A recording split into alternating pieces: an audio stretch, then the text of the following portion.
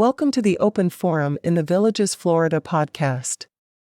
In this show, we talk to leaders in the community, leaders of clubs, and interesting folks who live here in the Villages, to give perspectives of what is happening here in the Villages, Florida.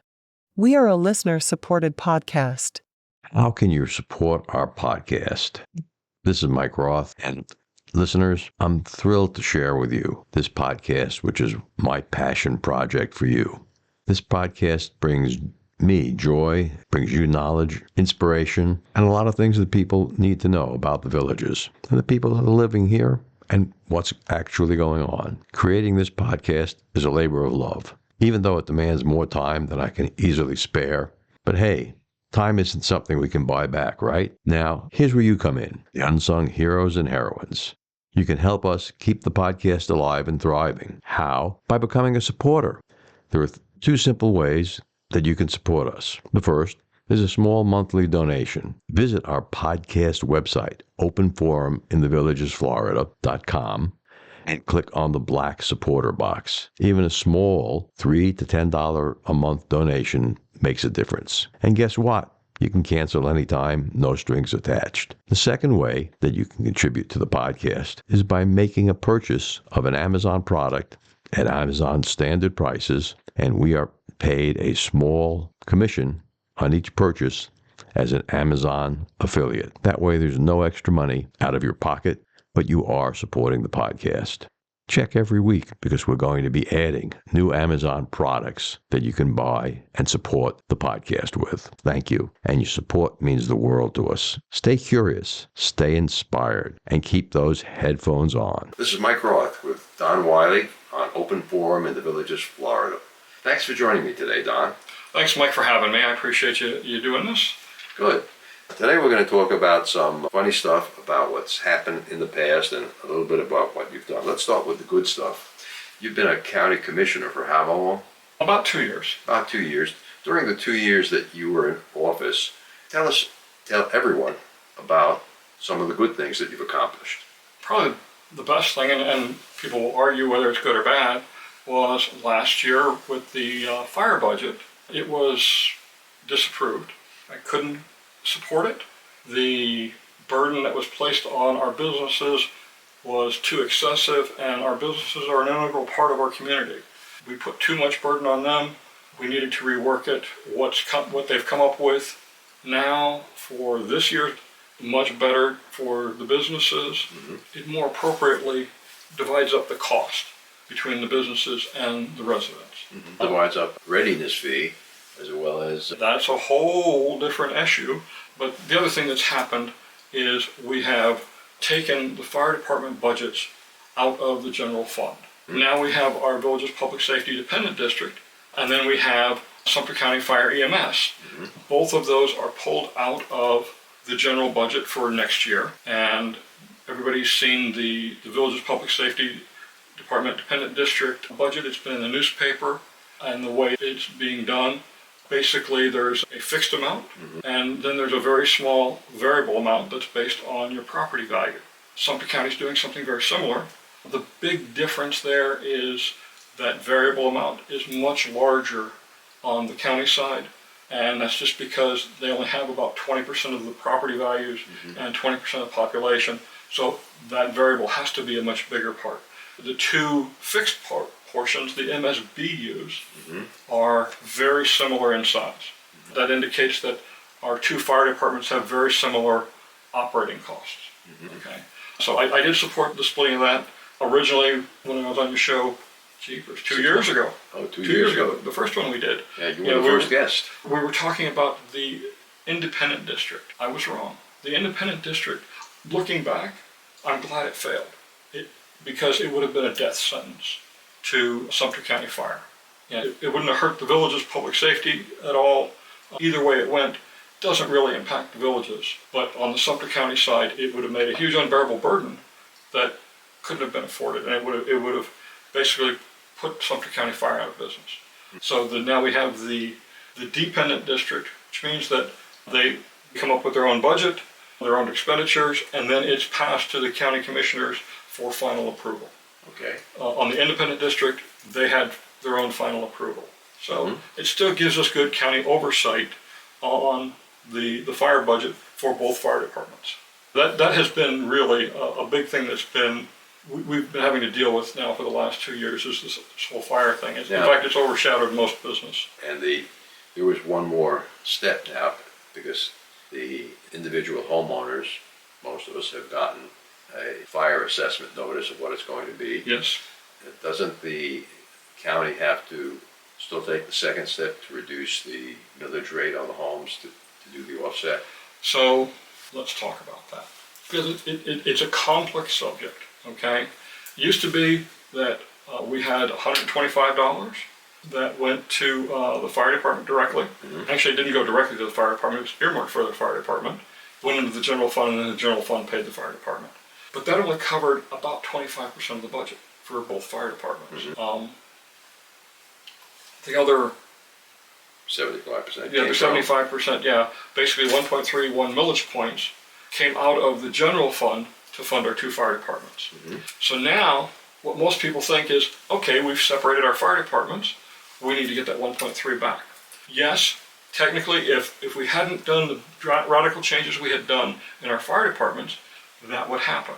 But one of the things that happened that most people forget is that we added ambulances to our fire departments.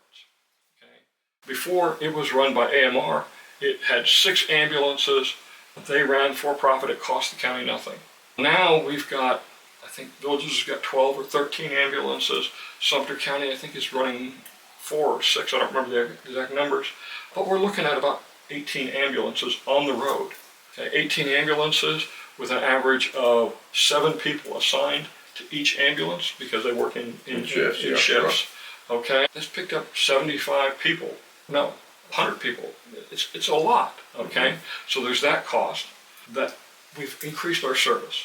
Okay, the level of service is improved, and response time should remain low. Yes, so pretty much throughout the Villages and Sumter County now, instead of sometimes having to wait up to 2 hours for an ambulance, my mom took a fall a couple of years ago when we were still under, and fire department, man, they were right there on the spot, Johnny on the spot. In Station 45 responded, they were there in less than 5 minutes, helped my mom, then we waited for 2 hours for an ambulance to get there. Because there's only 6 on the road. If they're tied up, offloading patients or whatever. So now we have in the county 17, 18 ambulances, so response time should be better. Response times now are 5 to 10 minutes. Costs are up because we have more crews on these trucks. That's right. There's more operating cost. That operating cost now has to be, it wasn't in the old budget. It is in the new budget. So now we've got to pay for that. And that costs a lot. Now, part of the way it's paid for is through reimbursements from insurance companies. Ambulance comes, they bill the insurance company. Villages Public Safety does their own billing. Sumter County Fire does their own billing. Or the county does the billing for the Sumter County Fire. And those cover the bulk of the actual operating cost for when it's rolling. And the maximum tempo we like to keep that at is 30% of the time on the road responding to calls. When you get above that 30%, then it starts having a negative impact on readiness and on the people that are doing the work. You're basically overworking them. When I don't know what AMR's numbers were, but I'm sure they were probably around 60, 70%. It was way too high. The other 70% is called readiness. Okay, that's basically the standby time. That's the time that they're doing maintenance on the equipment, they're restocking the ambulances, they're doing training, they got to eat, they got to rest, they're working a 24-hour shift. That other 70% of the time, that now is something that can be paid by the county out of the general fund. And for both fire departments, that portion of their operating cost for that readiness component of the ambulances is going to come out of the general fund, which is going to consume the majority of that 1.31 millage points that people feel we should get back. Okay? We added a tremendous service. So based on your opinion, okay, how many millage points should a homeowner expect to get back? Probably someplace between 0.3 and 0.5. Very little. About a third of it. Okay? About a third? Yeah. So that would be fair. So understand how much money we're talking about. You're putting on 75 to 100 extra people on the payroll to operate these ambulances and supervise. So that annual cost for that 70% cost is about $1.2 million per ambulance. Okay? It's, if I remember looking at the rough numbers, somewhere between $21 and $22 million that is coming out of the general fund to offset those readiness costs. And the other side of the coin is if you don't have enough ambulances rolling and response times are very high, you have more people that die from simple injuries. Absolutely. I think that's a fair expenditure to keep people safe, especially since we have so many senior citizens here in the villages. We do? Yeah. Seniors, anyone over 50 in my book. Oh, then yeah, we're all senior citizens. And we have some of them are very senior citizens. Don, we have an interesting scenario with you. You were appointed by the governor. Yes. Okay. And you served for 2 years. You stood for an election, didn't you? Yes. So I was appointed by the governor to fill an open seat on seat 5 for the county commission. Mm-hmm. And I had already filed to run for the position in the August election. June 9th, I believe it was, I was appointed by the governor to fill the empty seat because it needed to be filled. It's difficult to run a county without all the players that you Well, need. you changed from an odd number of voters to an even number of Yeah, voters. so you which is gotta a have problem. that, yeah. In August, we had the general election. I won by a substantial percentage, and I was serving my term. Go ahead and drop the other shoe now. I'm confused as to why the governor could take you out of office to put back a man who was removed from office for lying. Okay, so Mr. Miller, he was initially suspended because he was under investigation for perjury, and that left, actually, Mr. Miller and Mr. Search were both suspended for under suspicion of perjury. Or whatever people feel about the whole case is pretty much irrelevant at this point. It's ancient history. Because he was suspended, that's when they appointed Roberta Ulrich and Diane Spencer initially, and then Diane, after 2 weeks for medical reasons, as I understand, bowed out, so that left the seat open. So that's when I was appointed. I had to apply for it, and I got it. So you were appointed to fulfill the removed commissioner's term. Correct. Okay, and came the end of his term, he wasn't available to go No. back in office. So his term, Ended. his original term, doesn't end until this November. Oh, okay. Okay. So that's the hook. It was, they ran basically, if you will, a special election at the midterm. Which is Commissioner Search, he resigned his position. Commissioner Miller did not. He continued to fight it. That's his right. So the state had directed to hold an election. So that's what we held. They held the election here in Sumter County. I won the election. Roberta Ulrich won her seat. But Mr. Miller was still suspended. He had not resigned his seat. He ended up going to jail. He was convicted of perjury. He went to jail. He spent 70-some days in jail. He was released. He also filed an appeal, and the appellate court overturned his conviction. Okay? Under the Florida Constitution, the governor then had to reappoint him back to his seat, and that's what Governor DeSantis did. He was fulfilling his legal requirements under the Florida State Constitution. Like it or not, that's what the law requires. I support Governor DeSantis in his decision. Obviously, So now you're running again. I have been running for the last 2 months, and yes, I am running again to regain my seat on District 5. In that election in August, are you running opposed or unopposed? I am running opposed by Mr. Miller. There is technically no Democrat running because Mr. Miller has filed as a Republican. That's his right. He can put whatever letter he wants after his name. Looking at his social media posts and his actions, he does not act like a Republican. He does not act like a conservative. But he is free to take whatever position he feels. I will take the position of a fiscal and political and moral conservative. Okay, so that's really the difference that people have to choose from. Someone who's had experience, and how many years in village government in total experience do you have? I've been here 10 years, and just about 10 years in service. I spent 8 years almost on the CDD 10 board and on the Project-Wide Advisory Committee, and I resigned from those positions upon appointment to County Commission 2 years ago. Which you're required to do by law. Absolutely required by law. Okay. As soon as I got the word, I filled out the paperwork, I sent my resignation to the district staff. This is Mike Roth and Dr. Craig Curtis speaking about Alzheimer's disease. Dr. Curtis, can you talk about alcohol use and Alzheimer's? They have had studies out for years that show those that have 1 to 2 drinks a day actually have a lower risk of heart attack or stroke. And in a study published... That's interesting. That means that people who totally abstain from alcohol have a higher risk? That's a difficult question, Mike. It's yes, those that abstain from alcohol, not with Alzheimer's disease, but actually had a slightly higher risk of heart attack and stroke.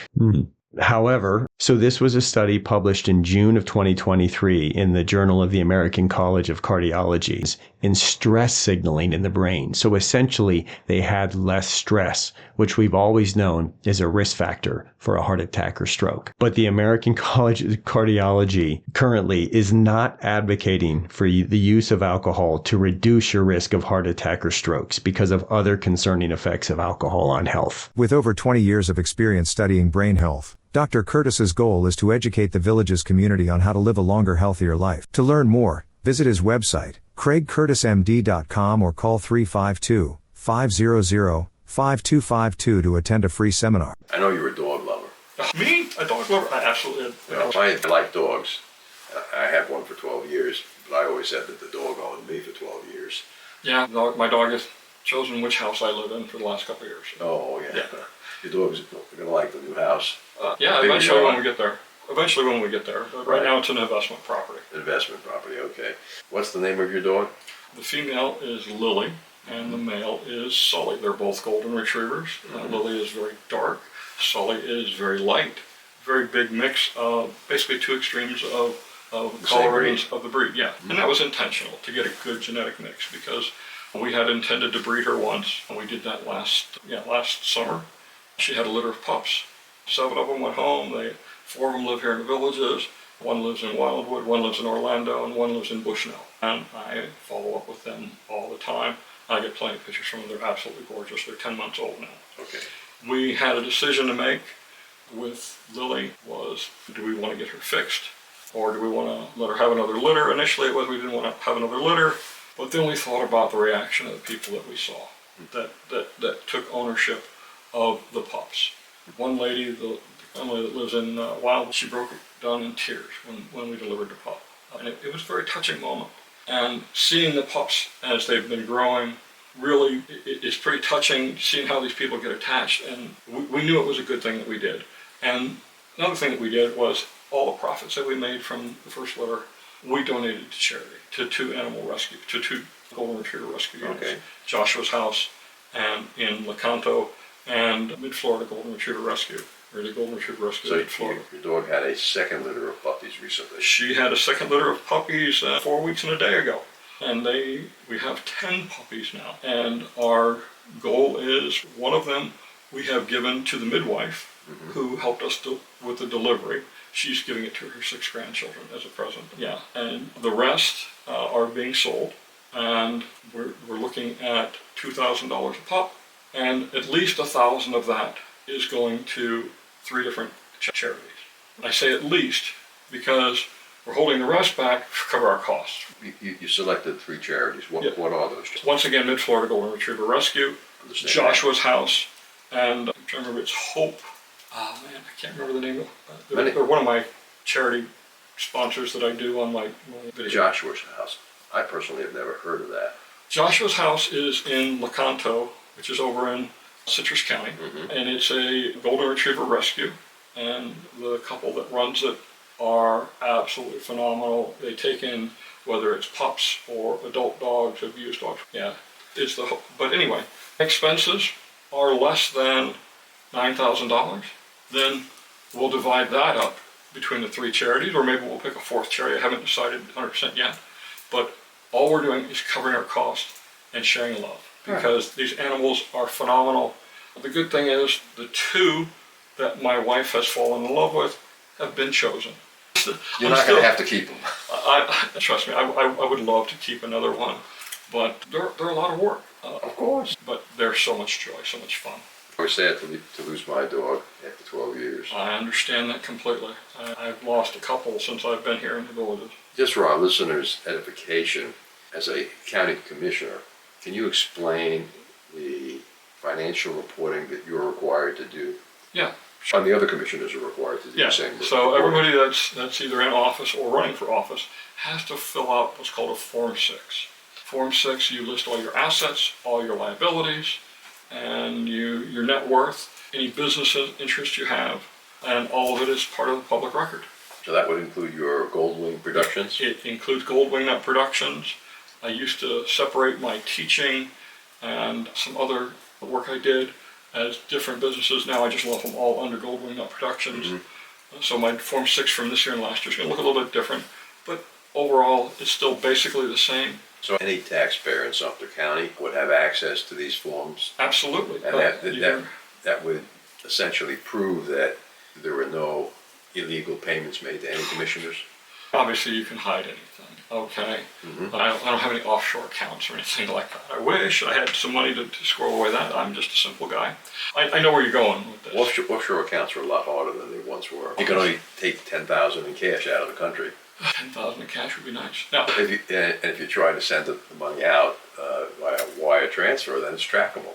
there's been some accusations that, oh, I'm in the developer's pocket. Okay. I know you had trouble with the developer on Golden Weed Nut. Why don't you tell or remind our listeners about some of the things that happened? So when I first went into business, which was 5 years ago, I had been shooting video, and I had one meeting with the village's Ryan McCabe, who was VP of construction, concerning what I was showing. They weren't happy. Basically, I was stealing their thunder, and they didn't like it. Shortly after I went into When you business, say stealing their thunder, was that I was revealing trade secrets? No, I was saying I'd look at documents that were public records, and I was in construction for 20 years. I can read a set of plans. I can read a set of all the documents that they prepare, and I understand what they mean. And I was saying, this is where, for example, Gonna go. the Water Lily Rec Center is going here, okay? And how did I find out what the name of it was? It was in the public records, but they were not accustomed to having to deal with somebody who was telling their story before them. They wanted to be in control of the story. I get it. It's their business, okay? Times change. Anyway, shortly after I went into business, I got a complaint filed against me with the FAA. It was an anonymous complaint. It was 130 pages prepared by a lawyer. Anonymous by a lawyer. Yeah, they didn't reveal what I had to do a Freedom of Information Act request to get that information, to find out, to even see the report.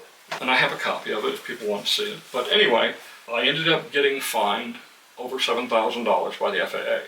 And for a startup business, that was like, oh my gosh, it was a kiss of death almost. Mm-hmm. But I fought it, okay? And I disproved the complaint, sufficient that the response letter from the FAA basically was, we found no evidence of a violation, and the fine had been rescinded. Wow. And I beat it. And there have been other instances over the last couple of years where the villages and I have been at odds, and they've taken various steps. They've done some saber rattling to try and shut me down. They've tried many times to shut me down. I hold no grudge. Yeah. They're trying to protect their part of the business. It's obvious, though, that they've started to adjust. If you saw the Evening with the Developer 2 years ago, and the latest thing from the VHA with Mark Morris, they pinged on the drones a little bit. It was pretty obvious who they were talking about, but so be it. I'm sorry, I'm beating them to the punch. My only advice is be more forthcoming. People want to know information. They are doing a little bit more of that now. They are doing a lot more of that. They're releasing their own videos. Yep, and some of that actually mimics what I do. It's information that the public should have, and I don't think that there's anything wrong with presenting to both residents and potential residents what's happening here in the villages. You know, my goal in my videos is to provide factual information, okay? Am I positive? Yes, I try to be positive. I love where I live. I love living in the villages. I love living in Sumter County. I'm not here to bash them.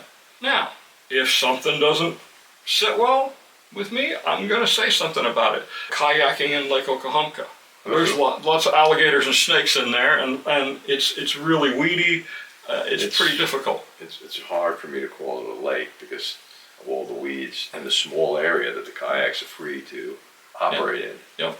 And there was a couple other things that I took exception to that But they they've could done. clear out the weeds, couldn't they? They've tried that. They just grow too fast. This is Florida. Everything grows fast here. Can't they put weed killer down? No. You're not allowed to do that here in Florida? A water management district probably have a lot to say about that. My wife lived on a lake in Michigan, and every 2 years they... Unfortunately, the weeds are part of the ecosystem for the alligators and snakes that live in the water. Oh, Okay. we have to protect the alligators. Yeah. Protect the people from the alligators. I have a working relationship with the villages. They leave me alone. I pretty much ignore whatever they want me to do. I don't work for them. I never have worked for them. I took pictures of this past Christmas of the Christmas tree lightings at the request of the entertainment department because they couldn't get a photographer from either the media group or... So you took pictures from the ground or from a drone? Yes. Both. Both, okay? So I charged them nothing, okay? And I want nothing from it. I did it as a favor for the manager of the entertainment department. That's fair. But I thought you weren't allowed to fly drones over people. I don't fly my drones over people. I was actually over the buildings, Ah. okay? And the zoom lens is what fools us. The zoom lens does wonderful things. How big is the zoom lens on your drone, your best drone? My best drone would be my Mavic 3 Pro Cine. It'll do 28x, which is about 100 millimeter telephoto. That's optical zoom? It's a combination optical and digital. It's 7x, which would be 7 times 25, so about 175 millimeters.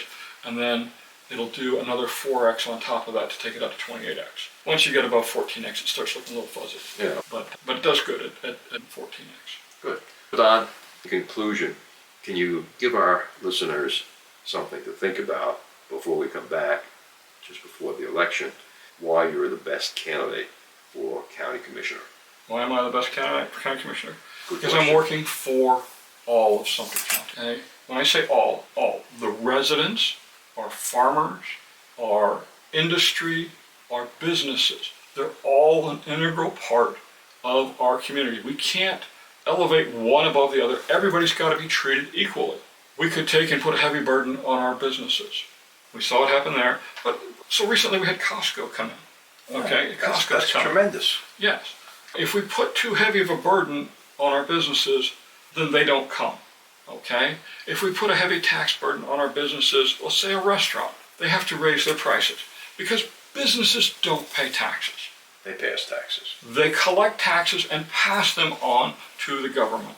And because their profits come after their expenses and taxes are just an expense. And the simple sentence, as a candidate, people should vote for you if they want fairness on something Across the board. government. Across the board fairness for everybody, whether it be our businesses, our homeowners, because they all rely on each other. And if we penalize one, we'll end up penalizing both. So now, as a candidate, if someone wanted to contact you and ask you a question, how would they do that? They can call me directly on my cell phone, 352-661-6175, or they can email me at don@gold.com. Thanks for being with us today, Don. Thank you, Mike, for having me on.